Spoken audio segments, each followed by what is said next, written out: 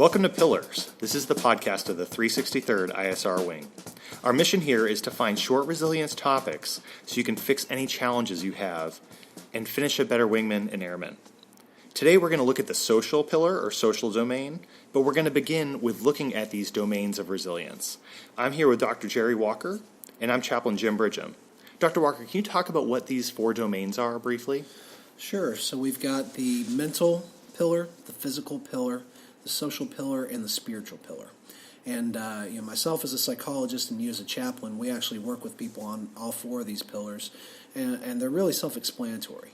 Within the physical pillar, you've got everything from your physical fitness to your diet, your exercise, how you're caring for your body through sleep and stress management, things of that nature. In the social pillar, you've got your relationships, so your friendships, your family relationships, your intimate relationships, even your coworker relationships. And all these play a significant role in how you feel, how you think, and how you act. You want to cover the other two? Yeah, absolutely. So the first thing I'm going to hit is spiritual. And spiritual is a great thing as a chaplain because spirituality is really unique. Each one of us has our own spirituality, whether you recognize it or not. Some of it can be religious in nature. Some of it can be just the desire to go out and spend some time in nature. The Japanese culture has something called forest bathing, which is very spiritual to them. And what I like about the spiritual domain is not everybody feels that they themselves are spiritual or religious, for that matter, but you can still tap into a lot of very important existential facets within that spiritual domain, particularly when it comes to your values and your sense of meaning or purpose. And I think within the Air Force, a lot of us have that without even realizing it, whether it's the Air Force core values or our own personal values, how those come out in what we do on a day-to-day basis, and how that guides our passions that give us that sense of meaningfulness in our life. That is spirituality. You're exactly right. And I think sometimes we're a little afraid of spirituality, and we think it's going to bite us, and it's just not. It's something that's part of us and those values. The final piece, mental, is what we're going to go over. And the great thing about mental is that idea of growth in our intellectual capabilities and just some of the things we do. And we're going to hit mental in a greater depth in a next episode, in a follow-on episode. But for now, we wanted to hit some things in the social pillar or social domain this week, and specifically about loneliness. We were talking earlier this week about a deployment where I'd had a time of going out and I'm around all these people, and yet I was intensely lonely. I have social media I'm connecting with, talking with family members and friends, lots of connectivity, and yet very, very lonely. And I noticed that it wasn't just myself having that experience. There were many airmen around me who, although, again, surrounded by a lot of folks in an intense operational environment, just didn't know where to go to find that sense of community. And you're generally kind of an extroverted guy. And so to feel that sense of loneliness, I mean, that sounds like that was something different than what you'd experienced before. It was, and it's weird because you're surrounded by people and connected, and yet you're not connecting with these folks. And apparently among millennials, this is actually a pretty large problem. Yeah, believe it or not, it has become more of an issue lately, and part of that is because of the wonderful advent of technology over the past 10, 15 years, specifically with the internet. And while the air connectivity has helped us in a lot of great ways, the explosion of this technology has really outpaced our ability to adaptively evolve, from a social and a psychological standpoint, to where it's having a lot of consequences that we really couldn't have anticipated. And the reason why this is hitting the millennials particularly is because as the internet came into its own and we had certain social media atmosphere set up amongst the Facebook, Twitter, Instagram, and the like. The millennial generation grew up with these, and so it hit them at a critical point in their social development during that early to late adolescence and young adulthood time frame. Whereas people who did not have that when they were growing up, they had a lot more person-to-person interaction. And what we're seeing with, particularly the people who were born, about 20 or so years ago, is they're growing up with all this social media, and it somewhat forms the basis for their social relationships. Well, and I'm noticing people can be kind of almost afraid of going out and finding in-person relationships. Instead, they'll maybe go to a video game and have a group of folks they play with online or things like that, which creates some community, but it's not that same in person. Well, yeah, and I don't want to come off as like I'm damning social media or anything like that. I'm not either. I know you and I are both on it, and it does serve a great purpose for connecting people. But I think there are a few things you need to keep in mind when you are connecting with people, especially primarily connecting with people this way. Is it's like faux socialization. You get the sense that you're interacting with other people, but really it's a passive sort of interaction. Doesn't take much to scroll down your news feed or to send messages back and forth with people. So it can feel like you're socializing, but at the end of the session, you actually can feel more lonely than when you started. It's almost like when you're really hungry and you have a little snack. It makes you maybe fulfills you for that moment, that immediate gratification, but then afterwards you haven't really fixed the problem.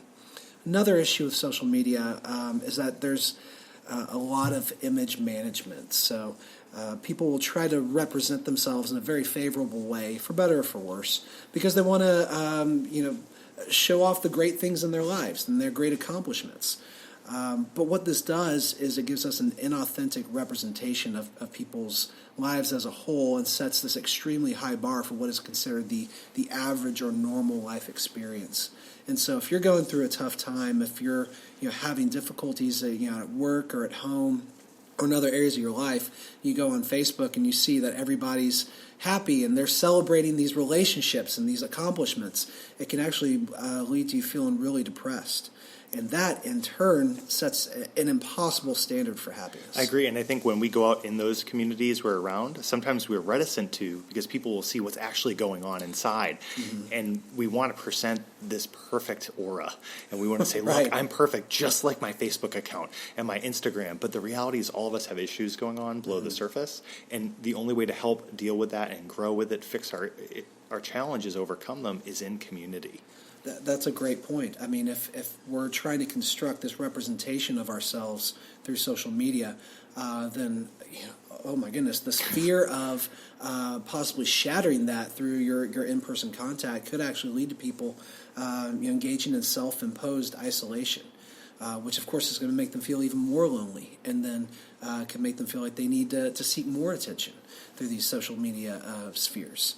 And so it's really that fear of acceptance, that fear of rejection, I think, that can lead to people self-isolating or keeps them from feeling like they can get out there and interact with other people on a genuine, real level. Yeah, and what we looked at is we wanted to find some just quick solutions that might help you as you're trying to get out of maybe that bubble and find community that fits you. I'm personally a big geek. That's what I do. And I enjoy geeky card games, and I go to geeky events. Tell them what it is. Okay, so I play Magic, which is a card game that gives me my Geek Platinum card. And why that's important is I spend time with these folks in small places all around the U.S. In fact, my last base, we had a number of defenders who I played with after work. We would get together and do this. It was a great event, a great opportunity. So finding a group like that is key. I used an app called Meetup. That's just what I use. You can find something like that. And what they are is they're just small groups that come together to do an event and spend time together. It can be camping, it can be hiking, it can be geeky card games, but whatever it is that you love and enjoy, to spend that time in community with folks just like that.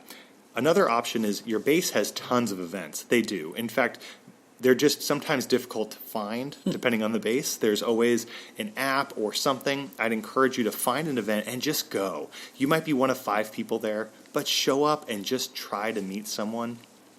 And one other piece that had hit me, I had deployed with a unit that I was not assigned to. It was assigned to a unit, sent out as a 1-deep person. That's pretty common, where we're in units that aren't our home station unit or with colleagues we already know. And I encourage you to just try to connect with those people. Sometimes it's intimidating, depending on the people we're with, to try to really connect deeply. We might be there in a specific role, we're supporting them, but I'd encourage you to also try to develop and cultivate those friendships. Do you have any other thoughts on that?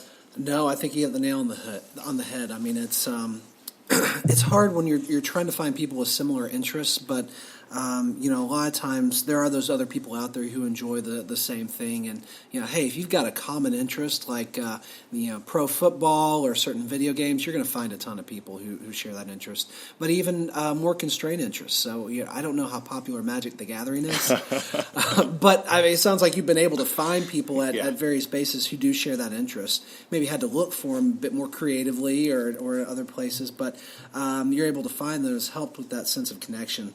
And so, really, if there's a takeaway, I would say that's it. I mean, finding other people who share some of those common interests or even just common values can really go a long way to helping with that sense of connection. But I think also, there are a ton of events or things that we do throughout the unit. The mandatory fun events, right, that offer the opportunity for that sense of connection. But even within a crowd, you can still feel lonely. Because it comes back to how much are you investing, how much are you putting yourself out there to show people your authentic self, and then allowing them to do the same. And on that note, I have a sign in my office, and it says, "Find your tribe and love them hard." And I think what it is whatever your tribe is, whatever that group of people you connect with, to find them and just super connect. Step out of your comfort zone, try to get some new information from them. It's a lot easier if you're a football fan or sports fan. They're everywhere. It's a little more difficult with these niche areas that we like. If it's a spirituality, find a Bible study, a local mosque, a local synagogue, somewhere that you can connect with something that resonates with you. Mm-hmm. Well, I think that might be all we've got today. Is there anything else we missed? Well, I'm sure there's plenty of other things that people are thinking of right now just listening to us, and they're probably thinking, oh, why didn't they say this? Well, if you do have those things, please feel free to reach out to us and let us know if you have any questions, comments, or would like to talk some more about other resources. We're available for you, so you can find us on the Global. You can also find us on Facebook, and we will have some contact information listed there as well. For now, we just want to thank you for taking time to listen to this podcast. We're going to be doing about 6 of these initially, so we're looking forward to your feedback and how we can improve them, and also any ratings you want to give us on iTunes will help as well. Any sharing you'd like to give this to other airmen you're with is also very much appreciated. For now, thank you for what you do. We appreciate everything you do. We know it's a very hard job for you and your families. You're away a lot. You work very hard, and we just want to thank you for that.